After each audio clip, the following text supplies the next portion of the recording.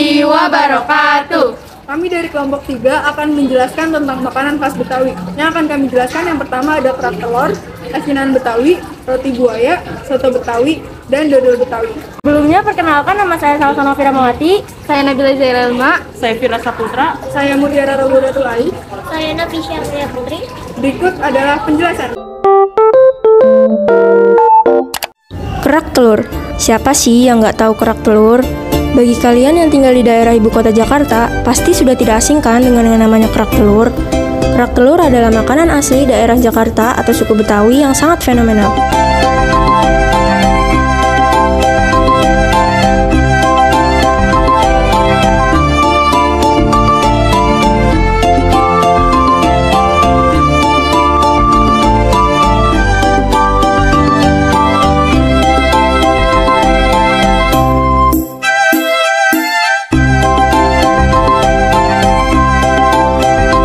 Bahan-bahan yang digunakan untuk membuat kerak telur diantaranya adalah beras ketan putih, telur ayam atau bebek, ebi.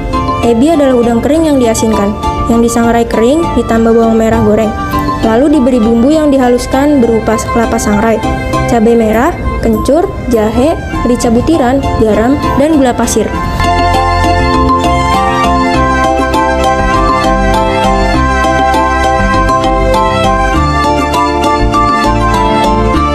Menurut sejarah, kerak telur sudah ada dari zaman kolonial Belanda. Kerak telur diciptakan oleh masyarakat Betawi secara tidak sengaja pada tahun 1970-an. Pengertian roti buaya. Ternyata roti buaya ini merupakan salah satu bawaan atau wejangan pengantin pria terhadap pengantin wanita di dalam pernikahan atau lamaran orang Jakarta asli. Bisa dikatakan ini adalah salah satu syarat bagi mempelai laki-laki di dalam pernikahan adat Betawi. Komposisi roti buaya.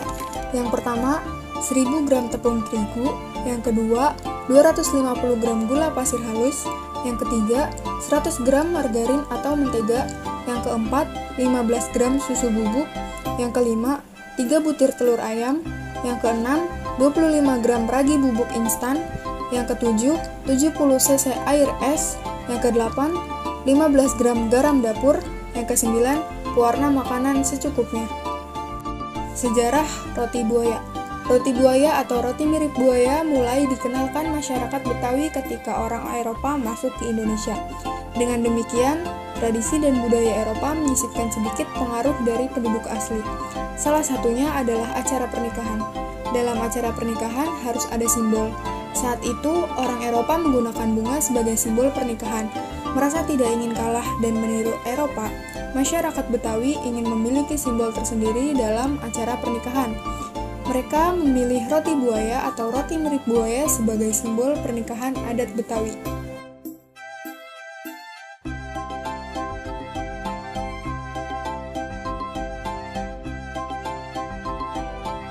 Makanan ini umumnya dibuat sebagai penganan khusus untuk pesta, bulan Ramadan, Idul Fitri, atau Idul Adha. Karena proses pembuatannya yang rumit, hanya sedikit orang-orang yang ahli membuat makanan ini. Namanya adalah dodol Betawi. Dodol Betawi adalah jenis dodol khas suku Betawi. Dodol ini berwarna hitam kecoklatan dengan variasi rasa yang lebih sedikit daripada dodol dari daerah lain. Rasa dodol Betawi hanya terdiri dari ketan putih, ketan hitam, dan durian. Dahulu kala, dodol termasuk makanan mewah yang disajikan saat hari raya. Penyajian dodol ini berkaitan dengan status sosial sebagai masyarakat Betawi.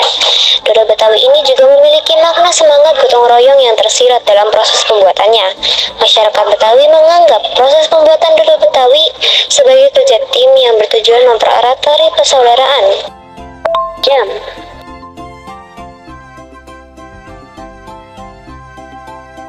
Bahan baku pembuatan dari dodol Betawi ini terdiri dari ketan, gula merah, gula pasir, dan santan. Harus dimasak di atas tungku dengan kayu bakar selama 8 jam.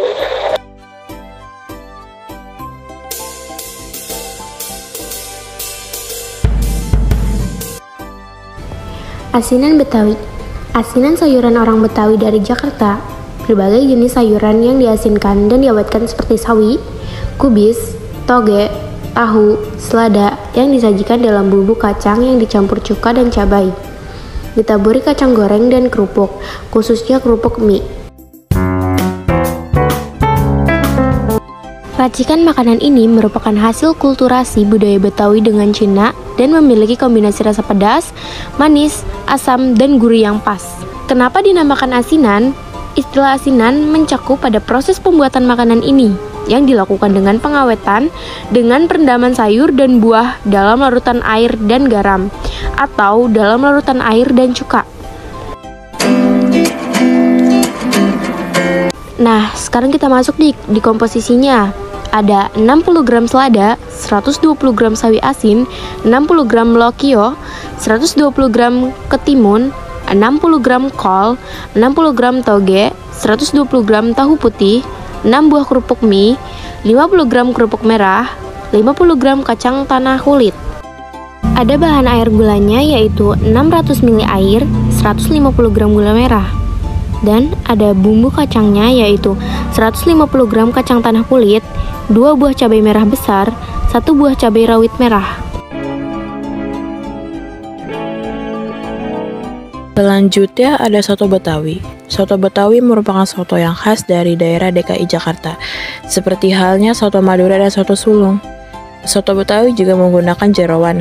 Selain jerawan, seringkali organ-organ lain juga disertakan, seperti mata, terpedo, dan juga hati.